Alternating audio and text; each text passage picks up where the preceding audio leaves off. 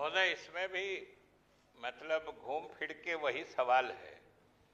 जो लोग शिक्षक के रूप में, विशिष्ट शिक्षक के रूप में चयनित हो रहे हैं, उनके पदस्थापन के लिए जो उनसे इच्छित 3 जिला लेके पदस्थापित करने की बात है, ये प्रश्न भी उसी के संबंध में है। और हम समझते हैं कि उसके संबंध में तो सारी बातें हो ही चुकी हैं कि वो स्थानांतरण की कार्रवाई एक बार सरकारी सेवक बन जाएंगे तब जो सरकारी सेवकों के लिए स्थानांतरण की प्रक्रिया होती है उसके तहत भविष्य में ये हम स्पष्ट कर देना चाहते हैं कि भविष्य में इनके स्थानांतरण पर कोई रुकावट नहीं है।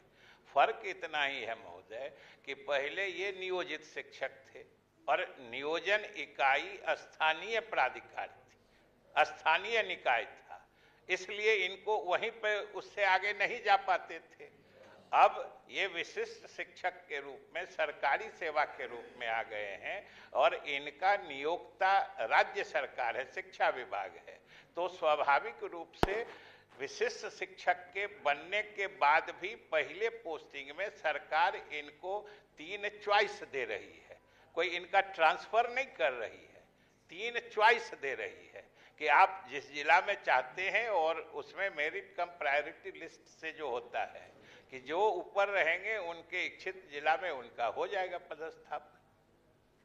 सभापति महोदय, इसमें हम विशेष रूप से महिला शिक्षिकाओं के बारे में हम प्रश्न किए हैं माननीय मंत्री जी से। जनरली कई ऐसे महिला शिक्षिका हैं जिनका पति है मधुबनी में, पत्नी कहानी औरंगाबाद में, तो ऐसे जो महिलाएं हैं जिनके छोटे छोटे बच्चे हैं, जिनका नौकरी परिवार के लिए करते हैं, उनका परिवार टूट रहा है, हम विशेष रूप से महिला शिक्षिकाओं के लिए प्रश्न किए हैं माननीय मंत्री जी से। महोदय, ऐसे दिव्यांग हैं जो घर से बाहर नहीं जा सकते पढ़ाने के लिए, उनको एक सहारा की आवश्यकता होती है और उस सहारे के चलते वो पढ़ा पाते हैं। ऐसे बहुत सारे दिव्यांग हैं जिसके लिए पहले भी सरकार ने योजना बनाई थी और ये जो व्यवस्था लागू हुई, इस व्यवस्था में पूरी तरह हमारी व्यवस्था चरमरा जाएगी। हम तो कहेंगे माननीय मंत्री से इस पर विचार करें और जो आपने 3 ऑप्शन दिया है उस तीनों ऑप्शन में उनको अलाउ करें कि भाई जिस ऑप्शन को हम चाहते हैं उसी ऑप्शन में हमको परमिट किया जाए सरकार की तरफ से। 3 ऑप्शन में तो एक होगा ही। नहीं, ये 3 ऑप्शन दिया गया है महोदय विभाग पर है कि विभाग कहाँ भेजेगी। अभी आपने मंत्री जी ने कहा कि मेरिट लिस्ट के आधार पर उनको भेजा जाएगा। हमारा सभापति महोदय दिया जाए कि 3 ऑप्शन में जहाँ चाहे वो वहाँ रहे। नहीं सभापति महोदय, यदि ऐच्छिक होता तो ये समस्या कैसे होती? समस्या ही नहीं होती। ऐच्छिक होता ये मंत्री जी तो इतने अच्छे तरीके कि लोगों को समझ ही में नहीं आता है।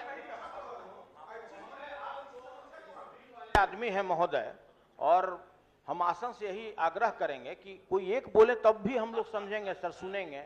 और हजूर एक साथ 3 आदमी बोल रहे हैं, वो भी सत्तारूढ़ पार्टी के, तो समझिए कि किस तरह से सिस्टम कोलैप्स कर गया।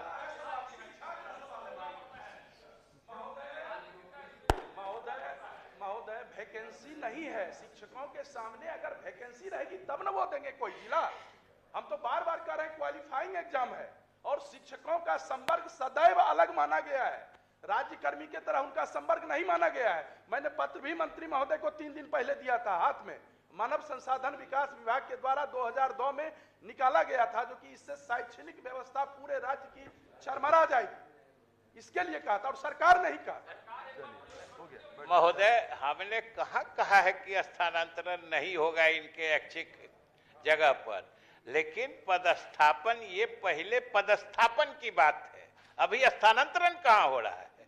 अभी तो उनका संवर्ग बदल रहा है और संवर्ग बदलने के लिए पहले पोस्टिंग के लिए ये मांगा जा रहा है। उसके बाद तो हम बार बार कह रहे हैं। और जो प्रमोद जी का प्रश्न है, जो महिलाओं के लिए विशेष सुविधा की बात आप कह रहे हैं, जिस पत्र का हवाला हमने दिया मंत्रिमंडल सचिवालय से, जो सभी सरकारी सेवकों को के लिए निकला हुआ है, उस पत्र में महिलाओं को विशेष प्राथमिकता देने की भी बात है, वो भी उससे कवर्ड होंगे।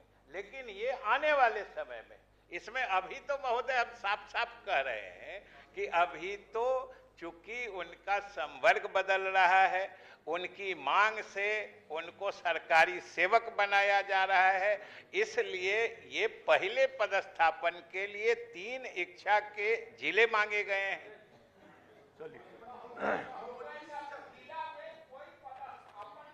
वैकेंसी ये नहीं है, सब तो इनका भरा हुआ है, तो वो 3 जिला में कहां ब्लाइंडली देगा? माननीय मंत्री इसको स्पष्ट कर दें। तब माननीय सदस्य तब क्या होगा आपके हिसाब से, क्या करना चाहिए? कुछ नहीं करना चाहिए। कहां पोस्टिंग करना चाहिए? पोस्टिंग कह रहा हूं, बिना पोस्टिंग के पढ़ा रहा है। अरे ये तो आप जबरदस्ती ये जबरदस्ती कर रहे हैं, जबरदस्ती उन लोगों के साथ। आप सिर्फ उनको सरकारी शिक्षक बनाने की बात कही है, आप उसको पनिश करना चाहते हैं। हम पूछ रहे हैं महोदय कि जो 20 साल से एक जगह स्कूल में काम कर रहा है, आप उसको कहे कि हम अब नियोजित नहीं रहने देंगे, हम आपको सरकारी बना देंगे, तो सरकारी नहीं बना के उसको आप दूसरे जगह भेज कर सरकारी बनाना चाहते हैं। आप इसका मतलब क्या महोदय? जब आपके पास वैकेंसी नहीं है तो 3 जिला में कहा किस स्कूल में भरेगा? मैं माननीय मंत्री से जानना चाहता हूं महोदय, वैकेंसी दिखलाया जाए। उनके साथ कहाँ न्याय हुआ? आज तो पदस्थापन की बात हो रही है, जो बीपीएससी से भी गए उनका, जो नियोजित शिक्षक महिलाएं हैं वो तो उनके साथ अन्याय हो रहा। वो तो जहां के तहां, वो तो अपने परिवार से दूर है। उस नियोजित शिक्षक में भी पति पत्नी दोनों का हो गया है, और एक दूसरे जगह है, एक दूसरे जगह है।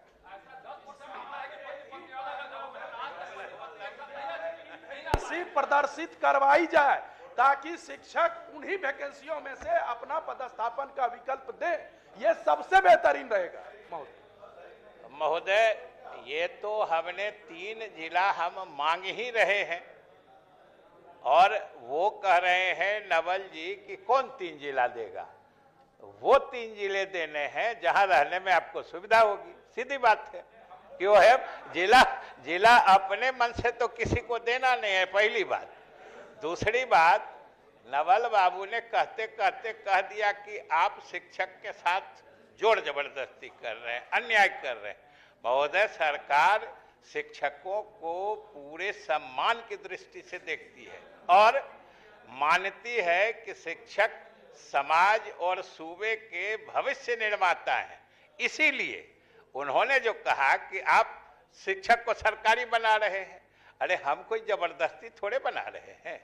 लगातार मांग हो रही थी महोदय, लगातार मांग की जा रही थी, और संयोग से सदन गवाह होगा कि यही माननीय सदस्य लोग भी इसी सदन में मांग कर रहे होंगे।